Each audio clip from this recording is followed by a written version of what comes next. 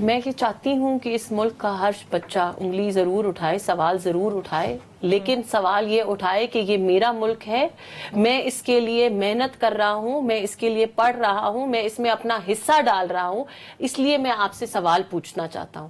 اس طرح انگلی نہ اٹھائے کہ نہ میں اس ملک میں رہنا چاہتا ہوں, نہ میں اس ملک کے لیے کام کرنا چاہتا ہوں, نہ میں اس ملک کے اندر صداقت اور امانت سے اپنا حصہ ڈالنا چاہتا ہوں, اور میں صرف انگلی اٹھانا.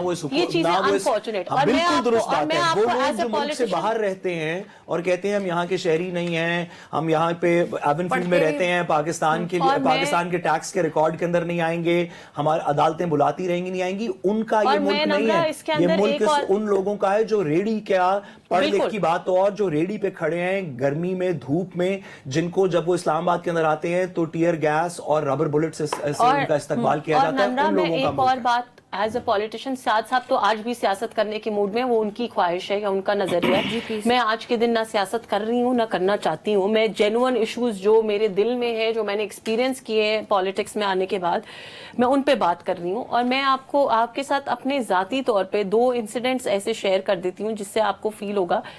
بات یہ ہے کہ مجھے ایسے لگتا ہے کہ پاکستان میں سیاست کا جو ایز اے پولیٹیشین ہم لوگ جب حلقے میں جاتے ہیں, جب عوام میں جاتے ہیں, تو ہمارا کانسیپٹ جو ہے نا وہ ٹائم کے ساتھ چینج نہیں ہوا. ہم حلقے میں جاتے ہیں صرف یہ سوچ کے, ہم نہیں تقریباً تمام سیاستدان حلقے میں جاتے ہیں صرف یہ سوچ کے کہ ہم نے وہ کام کرنا ہے جس سے ہمیں ووٹ ملے. ہم یہ نہیں سوچتے کہ ہم نے وہ کام کرنا ہے جس سے ہمارے حلقے والوں کی, ہمارے پاکستان کے لوگوں کی, شہریوں کی بہتری ہو سکے. میں آپ کو اس کی ایک مثال دے دیتی ہوں. اکثر میرے ساتھ ایسا ہوتا ہے کہ جب میں جا کے خواتین سے ملتی ہوں, 200 300 400 خواتین سے اگر میں ایک دن میں مل رہی ہوں, تو اس میں سے بیشتر آتی ہیں میرے پاس اگر کوئی ریکویسٹ لے کے کہ جی میرے گھر میں 5 بچے ہیں, 6 بچے ہیں, اور 6 بیٹیوں کی میں نے شادی کرانی ہے تو ان کے جہیز کا انتظام کر دیں. اب اس کا ایک طریقہ یہ ہے کہ میں ان 6 بچوں کی جہیز کا انتظام کر دوں اور بولوں کہ چلو یار 6 خاندانوں کے ووٹ تو میرے پکے ہو گئے نا.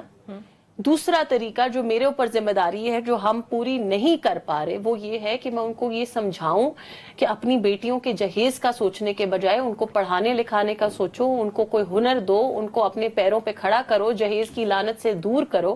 اسی طرح جب میرے پاس کوئی آتا ہے یہ کہنے کہ جی میرے میاں کے پیٹ میں درد ہے اس لیے وہ کام نہیں کر سکتا, میری مہینے کا خرچ مجھے دینا شروع کر دیں, تو میں اس کو مہینے کا خرچ دینے کے بجائے یہ سمجھاؤں یا فیسیلیٹیٹ کروں کہ بھائی آپ آن لائن یہ کام کر سکتے ہیں, یہ فیسلٹیز ہیں.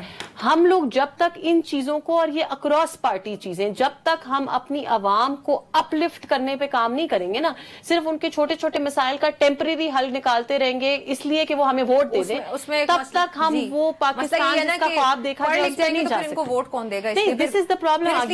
اگر ہم یہ سوچیں گے تو پھر ہم کچھ بھی نہیں کر سکتے, پھر تو پاکستان اوپر جانے کے بجائے نیچے جائے گا نا. اچھا ایک اور ٹاپک بھی ہے, ناظرین کو بتاتی سوری, میں صرف یہ گزارش کروں کہ میں میڈم کی بات سے ایگری نہیں کرتا.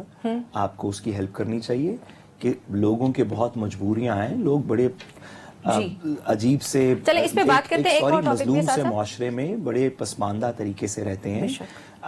وہ بھی چاہتے ہیں کہ ان کو کسی کے سامنے ہاتھ نہ پھیلانا پڑے, کہ ان کے پیٹ کے درد کی وجہ سے وہ نہ جائیں کسی کے ادھر پہ.